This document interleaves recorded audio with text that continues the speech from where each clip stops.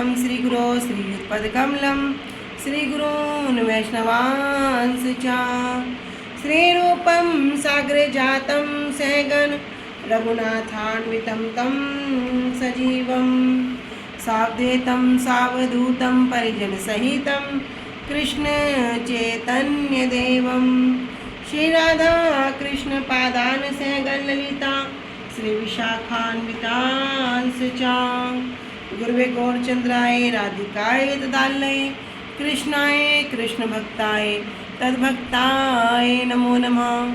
नमो विष्णुपादाय कृष्णप्रेष्ठाय भूतले श्री श्रीमद्भक्तिवेदान्त श्री श्रीधर गोस्वामी नामिने। नमो ओम गुरुदेवाय धीमते सौम्यमूर्तये श्री श्रीमद्भक्ति श्री रूप सिद्धांति प्रभवे श्री महात्मने। नमो ओम गुरुदेवाय धीमते सौम्यमूर्तये श्री श्रीमद्भक्ति श्री रूप सिद्धांति प्रभवे श्री महात्मने। नमो विष्णुपादाय श्री राधिकाय प्रियात्मने श्री श्रीमद्भक्तिवेदांत श्री नारायण गोस्वामी नामिने। श्री कृष्ण लीला कथने सुदक्षम औदार्य माधुर्य गुणश्च युक्तम वरं वरेण्यं पुरुषं महान्तं नारायणं शीर्षा नमामि।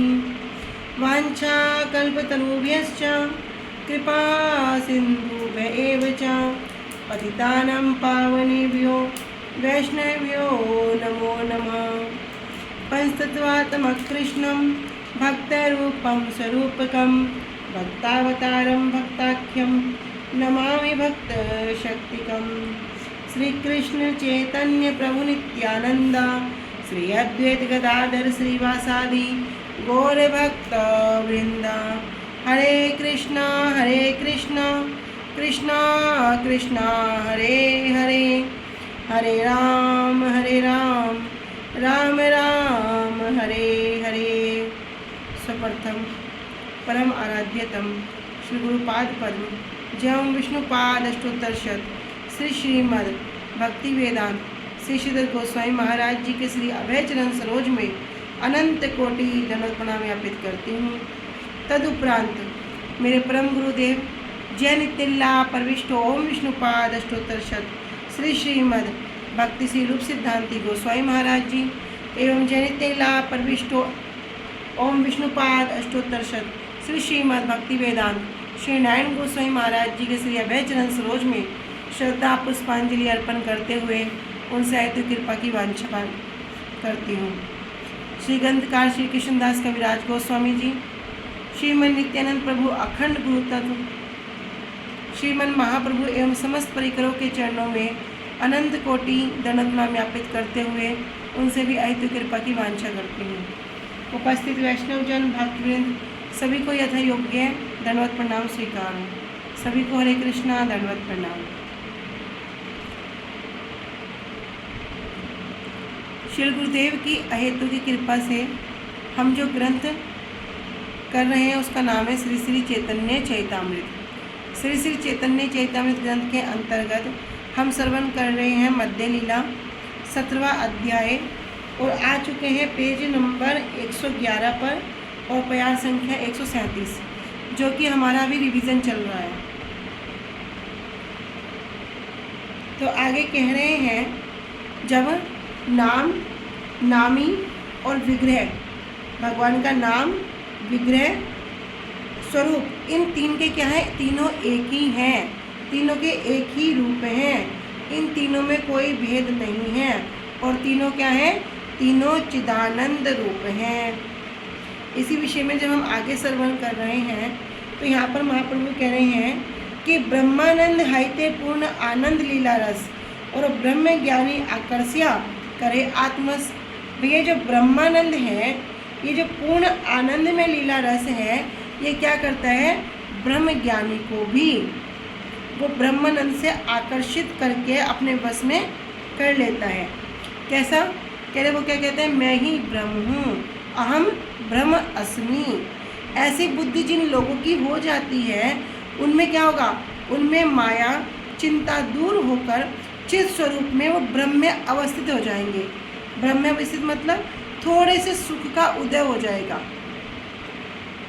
थोड़े से सुख का, किंतु जो लोग भगवान के नाम को, भगवान के रूप को, भगवान के गुण को और भगवान की लीला को क्या करेंगे, उनको श्रवण करते हैं, भगवान का दर्शन करते हैं, ऐसे चिन्ह में जो रस विलास जिनके हृदय में उदित होते हैं, वो उस ब्रह्मानंद से भी कोटि कोटि गुना अनंत अनंत गुना श्रेष्ठ पूर्ण आनंद को, उस लीला रस को भोग करते हैं। इसलिए पूर्ण आनंद कहाँ पर है? श्री कृष्ण नाम में है, उनके स्वरूप में है, उन्हीं के गुण में है और उन्हीं की सब लीलाओं में है। तो वो क्या करेगा? वो इन ब्रह्म ज्ञानी को भी आकर्षित कर लेता है और अपने वश में कर लेती है। तो क्या हुआ? अभी प्रकाशानंद जी के मुख से क्या नाम निकला? चैतन्य चैतन्य चैतन्य, तो 3 बार निकल गया, किंतु कृष्ण नाम का उच्चारण नहीं हुआ। तब महाप्रभु कह रहे वो इन ब्रह्म ज्ञानी को भी आराम से क्या करती है? आकर्षित कर लेती है, अपने वश में कर लेती है। आगे कह रहे कि जो पहले ब्रह्म सुख में, भागवत के अंतर्गत एक श्लोक की व्याख्या करते हुए वर्णन कर रहे हैं कि जो पहले ब्रह्म सुख में एकांचित थे, अर्थात क्या करते थे? अहम ब्रह्म अस्मि। बाद में जिन्होंने उस सुख का परित्याग करके भगवान की जो माधुर्यमयी लीलाओं से जो आकर्षित हो गए, फिर श्री कृष्ण संबंधी तत्वदीप स्वरूप श्री भागवत पुराण का विस्तार किया था। किसका विस्तार किया? श्री भागवत पुराण का। किसने किया? श्री वेदव्यास जी ने। कह रहे उन समस्त प्रकार के पापों का नाश करने वाले श्री गुरुदेव जो श्री व्यास देव जी हैं, उनके पुत्र श्री सुखदेव जी को मैं नमस्कार करता हूँ। आगे कह रहे हैं कि ब्रह्मानंद हाइते पूर्ण आनंद कृष्ण गुण अतएव आकर्षे आत्मरामेर मन, कि जो श्री कृष्ण के गुण पूर्ण आनंद में हैं, इसलिए वे आत्मराम गणों के मन को ब्रह्मानंद से भी आकर्षित कर लेते हैं। अर्थात जो पहले क्या करते थे? मायावादी थे, अहम ब्रह्म अस्मि, हर चीज़ में माया का वाद लगाते थे। उनके मन को भी भगवान का जब रूप, भगवान के गुण, भगवान की लीलाओं ने क्या किया? पूरा आकर्षित करके जो पूर्ण आनंद है वो उनको अनुभव कराया। किस प्रकार? कह रहे इस श्लोक के माध्यम से श्रवण करेंगे। कह रहे आत्मा रामश्च मुनियो निर्गंता अप्युर्कर्मये कुर्वन्ते अहितुम किम भक्ति इत्यम भूत गुणो हरिहि। तो जब आत्मा रामश्च, जिनकी आत्मा में ही जिनकी रति है, मुनियो निर्गंता अप्युर्कर्मे, और जिनकी क्या है? जिनकी सभी जो वासना ग्रंथियों से जो शून्य हो चुके हैं, ऐसे सभी मुनि भी वृत्त कर्मा श्री कृष्ण की अहेतु की भक्ति करते हैं। क्यों? क्योंकि जगत के चितहारी श्री हरि का ऐसा ही एक गुण है। इस श्लोक के माध्यम से जब महाप्रभु और श्री सार्वभौम भट्टाचार्य जी के बीच में, अभी सार्वभौम भट्टाचार्य जी क्या कर रहे हैं? महाप्रभु को वेदांत श्रवण करा रहे हैं कि ये तो अभी एक छोटा सा बालक है और इसने अभी क्या किया? बहुत कम उम्र में संन्यास ग्रहण कर लिया, तो ये संन्यास धर्म को कैसे पालन कर पाएगा? तो सार्वभौम भट्टाचार्य जी प्रकांड पंडित, पूरा वेद वेदांत में निपुण, बड़े बड़े सन्यासी उनसे कथा सुनने के लिए आते हैं। तो महाप्रभु को भी ये वेदांत श्रवण कराने लगे और ये बड़े सहज रूप में, सरल रूप में वहाँ पर विराजमान है और उनसे कथा श्रवण कर रहे हैं। इस प्रकार 7 दिन तक उनको वेदांत श्रवण कराते हैं, लेकिन महाप्रभु कुछ बोल ही नहीं रहे हैं। तब पूछते तुम्हें कुछ समझ में आ रहा है? तब कहते हैं आप जो व्याख्या कर रहे हो वो तो मुझे समझ में जो श्लोक बोल रहे हो वो तो समझ में आ रही है, किंतु जो व्याख्या करते हो उनके अर्थ मुझे समझ में नहीं आ रहे हैं। इस प्रकार वहाँ बहुत वर्णन है और इसी वर्णन के बीच में जब महाप्रभु और सार्वभौम भट्टाचार्य जी, तो सार्वभौम भट्टाचार्य जी इस श्लोक को वर्णन करते हैं और कहते हैं कि आप इसका मुझे अर्थ बताइए। महाप्रभु से कहते हैं, महाप्रभु कहते हैं कि इसका जो अर्थ है पहले आप बताइए, पहले मैं आपसे सुनना चाहता हूँ, तब मैं इसके अर्थ को बताने का प्रयास करूँगा। सार्वभौम भट्टाचार्य जी कहते हैं ठीक है।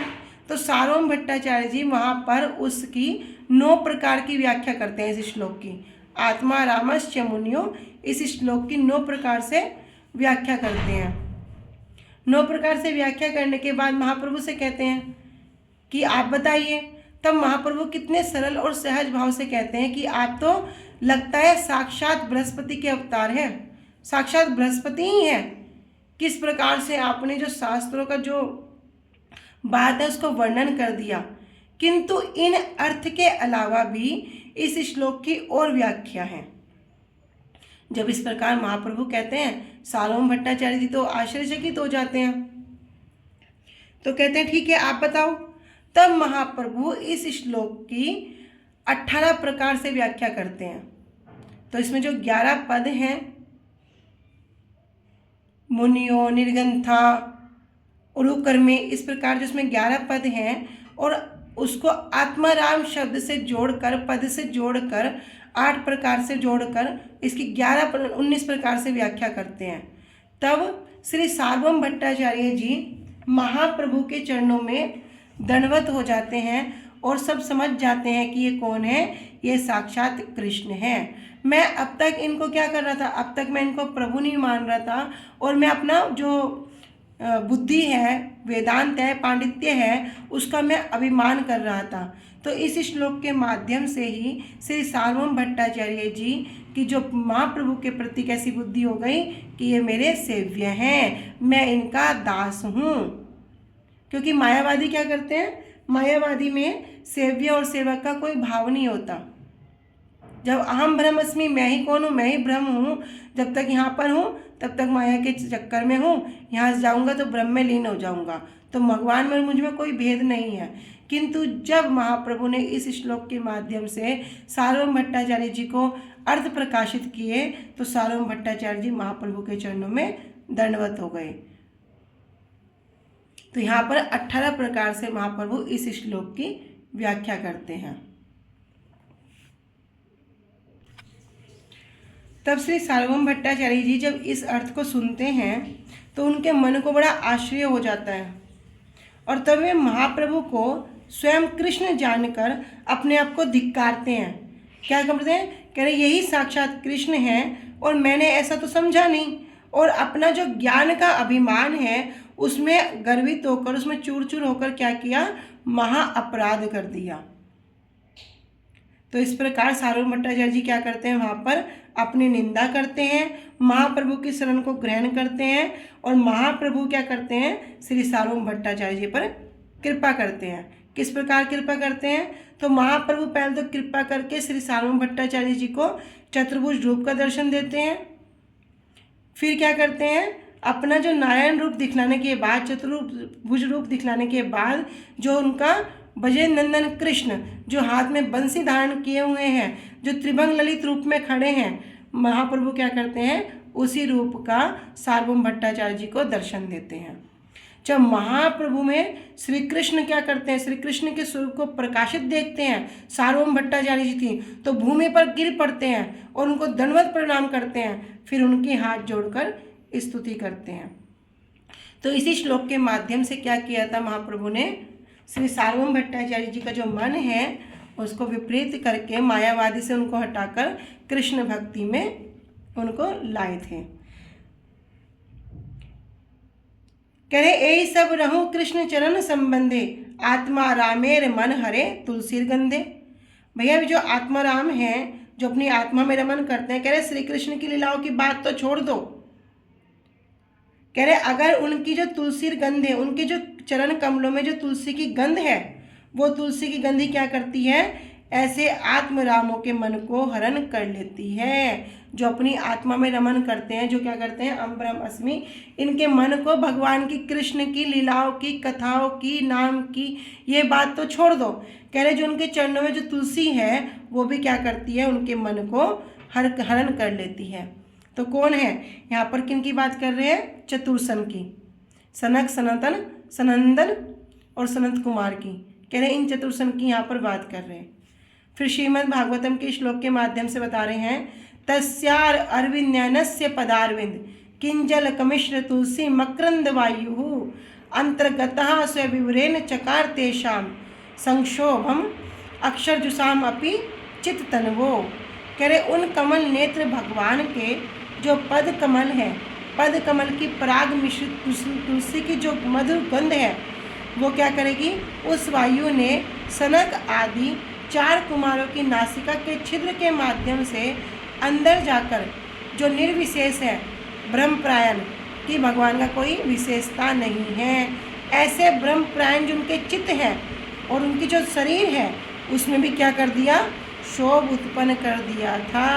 कितनी सुंदर जो ये सुगंध आ रही है, ये कहाँ से आ रही है। तब वे सब भगवान के पास जाते हैं।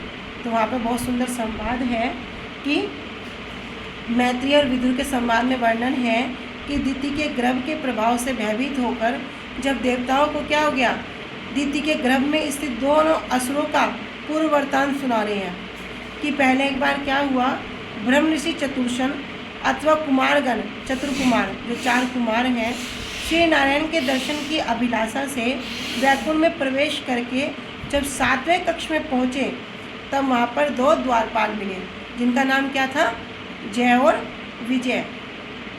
तो उन्होंने क्या किया, 2 द्वारपाल उन्होंने रोक दिया। तो भेद बुद्धि से उत्पन्न और द्वेष वृत्ति के कारण क्या किया, 4 कुमारों ने क्रोधित होकर इन दोनों द्वारपालों को, जय विजय को असुर योनि में जन्म ग्रहण करने का श्राप दे दिया। तो भगवान तो सब कुछ जानते हैं। तब भगवान वहाँ पर लक्ष्मी जी के सहित उपस्थित होते हैं और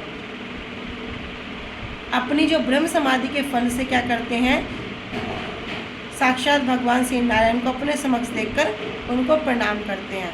कह रहे उनके जैसे आत्मराम ब्रह्म ज्ञानियों के भाव विकार का यहाँ पे वर्णन है कि किस प्रकार भगवान के चरणों की जो तुलसी है उसकी गंध को भी पाकर ये चतुर्कुमार उसी दिशा में परिवर्तित हो गए, उसी दिशा में चले गए। तो कह रहे हैं अतएव कृष्णाम न आय से तार मुखे, मायावादी गण जाते महाबहिर्मुखे। तो भगवान यहाँ पे महाप्रभु कहते हैं कि जो मायावादी लोग होते हैं इनके मुख से न आय से तार मुखे, इनके मुख से भगवान का नाम नहीं निकलता। क्यों नहीं निकलता, क्योंकि ये अत्यंत बहिर्मुख होते हैं, भगवान को मानते ही नहीं है। अरे जो कोई किसी वस्तु का स्वरूप को मानेगा, गुण को मानेगा, तभी तो वो समझेगा। कह रहे पूरे बहिर्मुख है, इसलिए ये श्री कृष्ण के अपराधी हैं और अपराधी होने के कारण ही कृष्ण नाम इनके मुख से नहीं आया। किसके मुख से, प्रकाशानंद जी के मुख में कृष्ण नाम नहीं आया। प्रकाशानंद जी के मुख से मेरा नाम नहीं आया।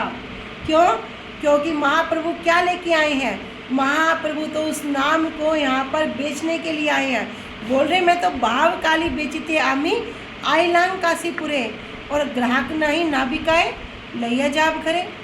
अरे मैं तो इस काशी नगरी में अपने जो भक्तिपूर्ण जो भाव हैं उनको बेचने के लिए आया था, लेकिन यहाँ पर तो मुझे कोई ग्राहक ही नहीं मिल रहा।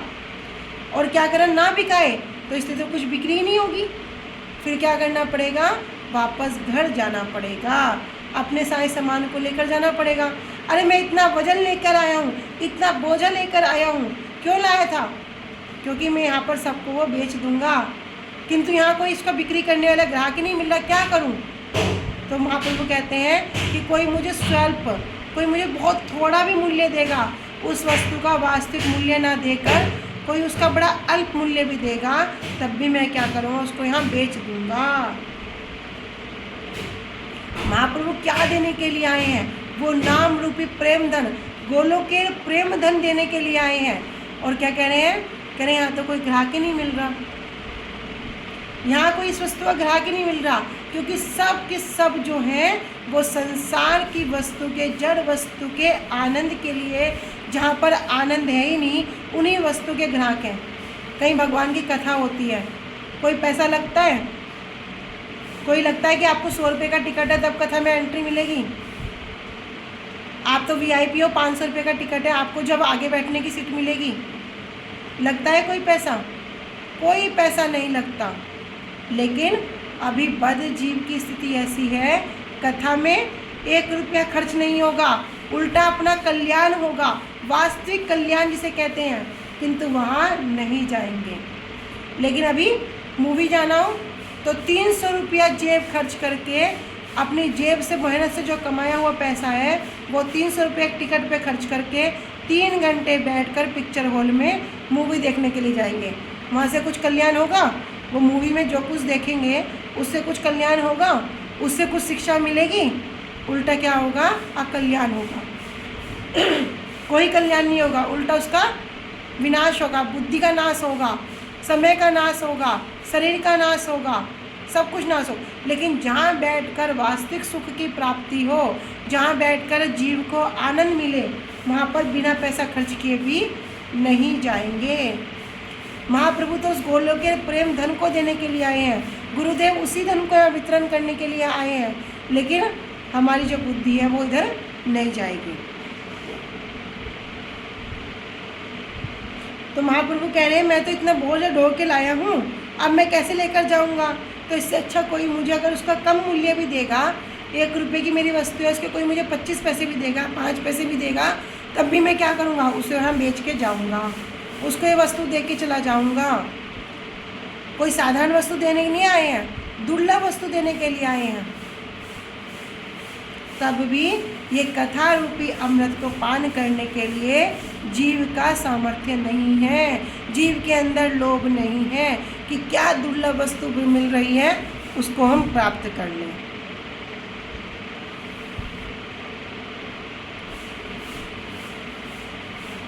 कह रहे जो नाम रस का जो पात्र है, महाप्रभु क्या कह रहे हैं कि नाम रस का जो पात्र है क्या है? बड़ा भारी बोझ है, बड़ी दुर्लभ वस्तु है, और इसका जो मूल्य है वो क्या है? सिर्फ श्रद्धा। और श्रद्धा भी कैसी? अगर पूर्ण श्रद्धा होगी तभी उससे इसको बिक्री करूँगा, तभी इसको बिक्री करता हूँ। लेकिन मैं तो इतना भारी बोझा लेकर आया हूँ भैया, मेरे लिए तो लेके जाना बड़ा कठिन है। इसलिए अगर कोई मुझे अल्प मूल्य भी देगा, अर्थात मैं क्या करता हूँ, जब इसकी पूर्ण श्रद्धा होती है उसको ये हरिनाम रूपी धन, ये गोलोक के प्रेम धन, उसको वितरण करता हूँ। लेकिन अगर कोई मुझे स्वल्प, बहुत कम, आभास रूपी, बस इसकी आभास रूपी श्रद्धा है, भगवान का नाम करते हो? कर लेता हूँ कभी कभी। क्या भगवान का नाम लेना? अरे काम तो करना ही पड़ेगा, भगवान का नाम लेने से क्या रोटी मिल जाएगी? कह किसी की आभास रूपी श्रद्धा भी हो, बड़ा दुख आ गया तो बस भगवान अब तो तुम्हारे ही आसरा है, तब क्या करेंगे? कह रहे इतना भी अगर कोई मिल जाए तो मैं इसे यहीं पर बेच के चला जाऊंगा।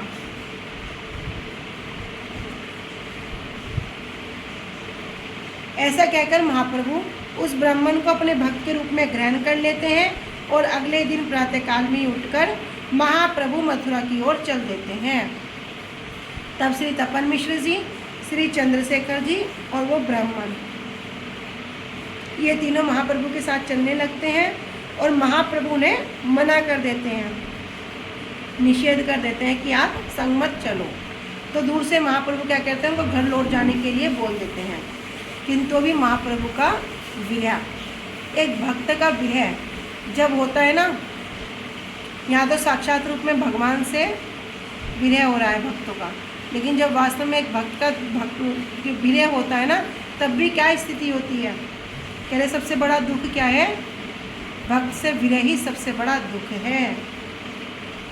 तब महाप्रभु के मथुरा जाने के बाद क्या करते? सबके सब तीनों आपस में मिलते और महाप्रभु के ही गुणगान करते। अब महाप्रभु काशी से कहाँ आ गए? प्रयाग में आ गए। वहाँ पर त्रिवेणी में उन्होंने स्नान किया और वहाँ से वेणी माधव विग्रह के दर्शन करे, और वेणी माधव विग्रह के दर्शन करके महाप्रभु आनंदित हो गए। अष्टात्रिक विकार वहाँ पर प्रेम में नृत्य कर रहे हैं, गान कर रहे हैं। तब वहाँ पर यमुना जी को देखकर महाप्रभु प्रेम आवेश में उसमें छलांग लगा देते हैं और बलभद्र भट्टाचार्य जी तुरंत उन्हें पकड़कर बाहर निकालते हैं।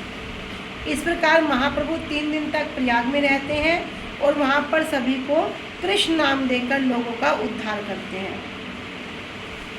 आगे मथुरा जाने के मार्ग में महाप्रभु जहाँ भी विश्राम करने के लिए रुकते, वहीं पर ही श्री कृष्ण नाम प्रेम देकर लोगों को नचाते।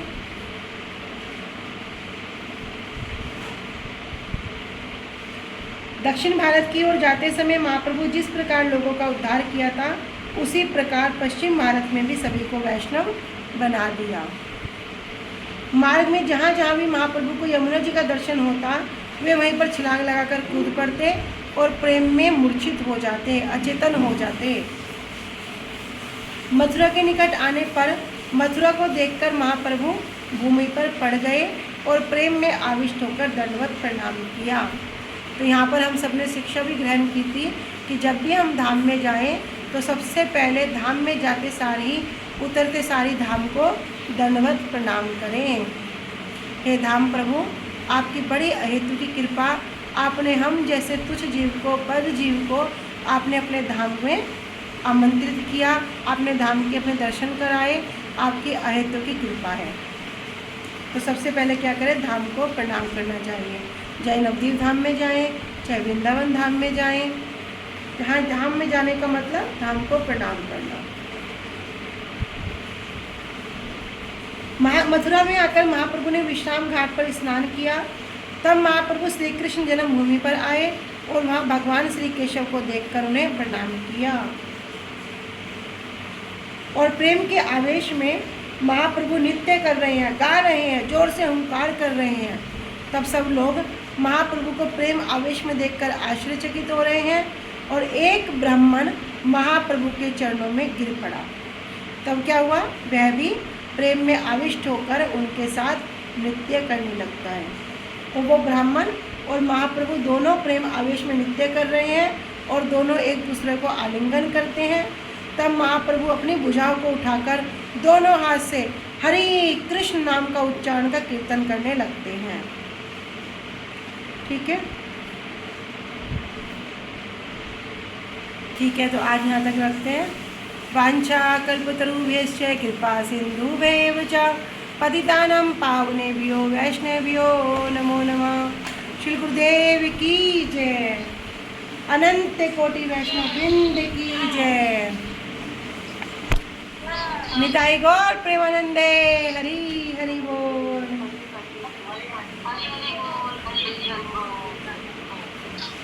हरे कृष्णा, सभी को धन्यवाद।